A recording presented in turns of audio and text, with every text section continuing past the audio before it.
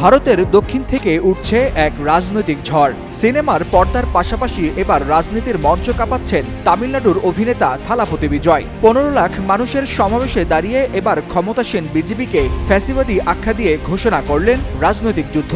শুধু সিনেমার পর্দায় নয়, তামিলনাড়ুর লাখো তরুণের এই আইডল হয়ে উঠলেন প্রতিরোধের প্রতীক। বিশ্লেষকরা বলছেন, নরেন্দ্র মোদী শাসিত বিজেপি সরকারের বিরুদ্ধে থালাপতির এই ঘোষণা দেশটির দক্ষিণ ছাপিয়ে জাতীয় রাজনীতিতে তৈরি করবে এক নতুন সমীকরণ।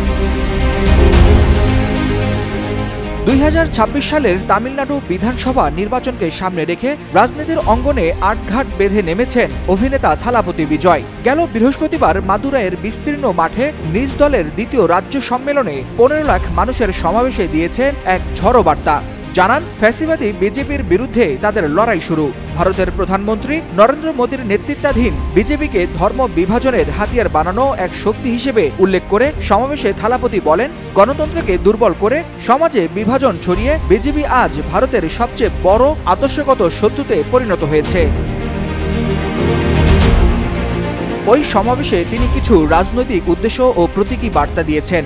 বিজয় জানান, তাদের একমাত্র আদর্শগত শত্রু হলো বিজেপি, আর রাজনৈতিক শত্রু হলো দ্রাবিড় মুনেত্র কাজাগাম বা ডিএমকে। তার নিজের রাজনৈতিক দল টিভিকের উদ্দেশ্যে বলেন, এটা এমন কোনো রাজনৈতিক দল নয় যারা কাউকে ভয় পায় কিংবা কোনো আন্ডারগ্রাউন্ড মাফিয়া ব্যবসা পরিচালনা করে। পুরো তামিলনাড়ুর শক্তি তাদের সঙ্গে আছে উল্লেখ করে তিনি ফ্যাসিবাদী বিজেপি ও বিষাক্ত ডিএমকের বিরুদ্ধে রাজনৈতিক যুদ্ধ ঘোষণা করেন ওই সমাবেশে।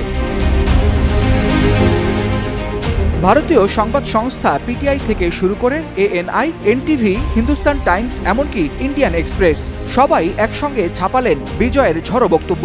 তাদের বিশ্লেষণ, এই ঘোষণা নিছক কোনো রাজনৈতিক চ্যালেঞ্জ নয়, বরং জাতীয় রাজনীতিতে এক নতুন আলোর রেখা।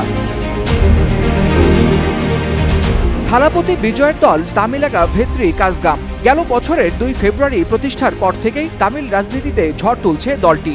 সমতা, মুক্ত চিন্তা, ধর্মনিরপেক্ষতা আর সামাজিক ন্যায় বিচার, এই ৪ মূলনীতি তার দলের প্রাণ, যা বিজেপির মতাদর্শের সম্পূর্ণ বিপরীত। স্থানীয় তরুণদের হৃদয়জয়ী এই নায়কের ডাক যেন দাবানলের মতো ছড়িয়ে পড়ছে পুরো ভারতে।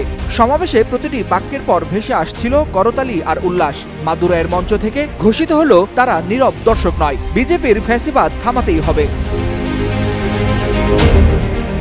বিশ্লেষকরা বলছেন, থালাপতির এই দৃঢ় ঘোষণা দক্ষিণ ভারতের সীমানা পেরিয়ে জাতীয় রাজনীতিতেও ব্যাপক আলোড়ন তুলবে।